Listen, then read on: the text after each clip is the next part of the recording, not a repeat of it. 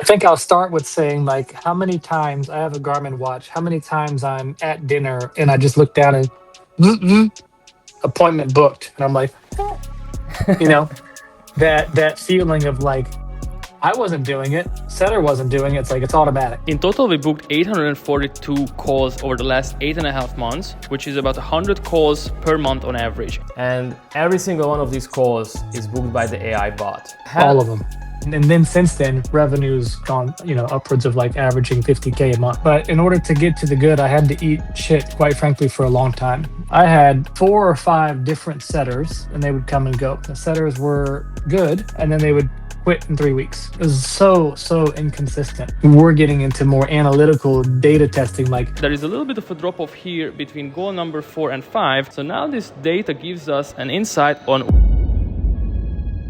So I believe it's been like 8-9 months that we've been running this AI setter quite successfully for you. And I just want to recap on how everything went, where you were before, how was it building this stuff out together, and what kind of results was it able to produce. Now that you have this puppy running for like 9 months, how is it? How do you like it? How are the results?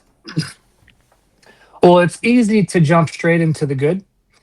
But in order to get to the good, I had to eat shit, quite frankly, for a long time. And what I mean by that is, as you know, I think, probably 4 or 5 different setters that was a complete pain in the tail to always be managing and getting them to do things and trying to teach them this and then they wouldn't show up. And then, so I hired multiple different setters and they would come and go. So then I was like, okay, let me hire an agency.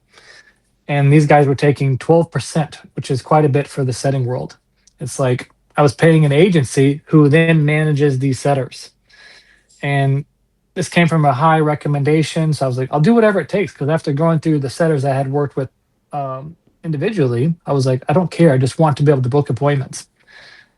Hired the agency. They brought me the setters. The setters were good.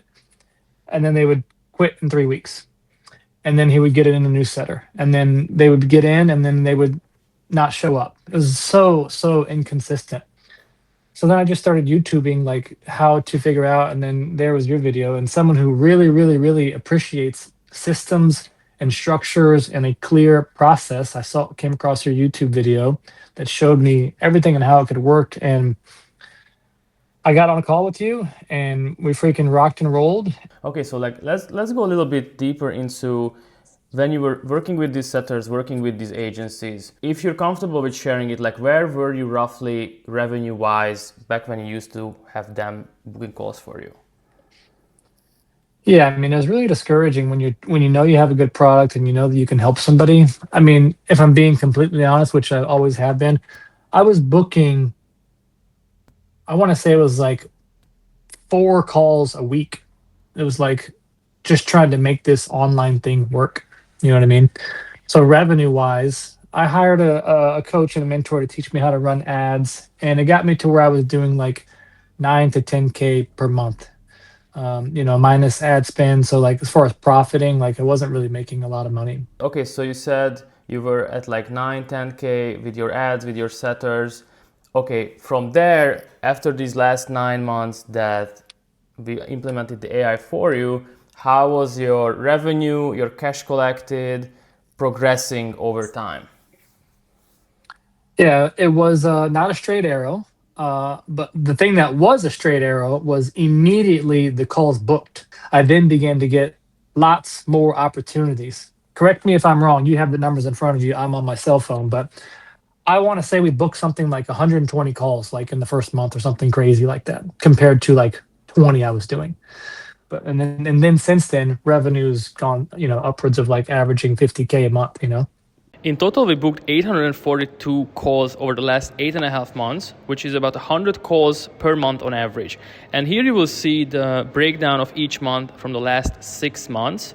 148, 137, and 100 from March, which is only 21 days in. 433 calls booked over the last 3 months only, which put our average on to 144 calls per month over the last 3 months. And every single one of these calls is booked by the AI bot. You have all of them. Okay, so you went from like 9, 10K per month to then 50. What do you think was the biggest lever that we were pulling that got you this result? the biggest lever is not only that the robot never stops, it's like you actually get some of your life back. So the biggest lever is like this thing doesn't miss and it has conversations for you and it sounds like you. It really just comes down to like every conversation is getting hit properly.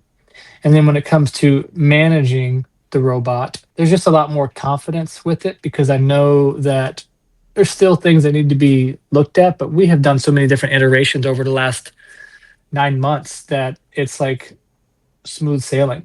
You know, it's we're getting into more analytical data testing, like, well, what happens if we do this and what happens if we do that? And for those that will be watching, like an example is All right, so example one on how we track things in Go High Level and how we make data-driven decisions. So this is the opener reply rate tracking for auto outreach using ManyChat to new followers. So as you can see here, we have the whole number of how many people received the outreach message. And then this light blue is the ones who actually replied. Here we use a voice message with a 6-minute delay to reach out to new followers. And in this other case, we use the same exact voice message with a 60-minute delay to see if maybe that's more natural. It's clear that using a voice message outreach with a 6-minute delay gives us a 40% higher reply rate than the same voice message with a longer delay. So speed to lead is key based on the data. Example 2 is the conversation drop-offs. So we are tracking how many of the people actually make it to each stage within the conversation as the conversation progresses forward to inviting them for a call and booking them, asking their email, etc. We see here that there is a little bit of a drop-off here between goal number 4 and 5. So now this data gives us an insight on which part of the conversation flow we can tweak and adjust and test. how many times I have a Garmin watch, how many times I'm at dinner or how many times I'm at a friend's house and I just look down and appointment booked. And I'm like, you know, that feeling of like, I wasn't doing it. Setter wasn't doing it. It's like, it's automatic. You started spending a lot more money on ads. You know, now we have a more consistent way of converting the people coming in from ads to book the appointments. How does an average week look like for you? Like, how many calls a day are you taking? Can you tell me a little bit also about your offer, your ticket size, your close rate, just so the people, you know, who like the numbers get some insight in that too? Yeah. So I help men lose weight. It's a 6-month coaching program, $3,600. On average, I take probably 4 to 6 calls per day. And then my close rate over the last 3 months is 47%. Okay, so that's generating some quite good sales numbers for you.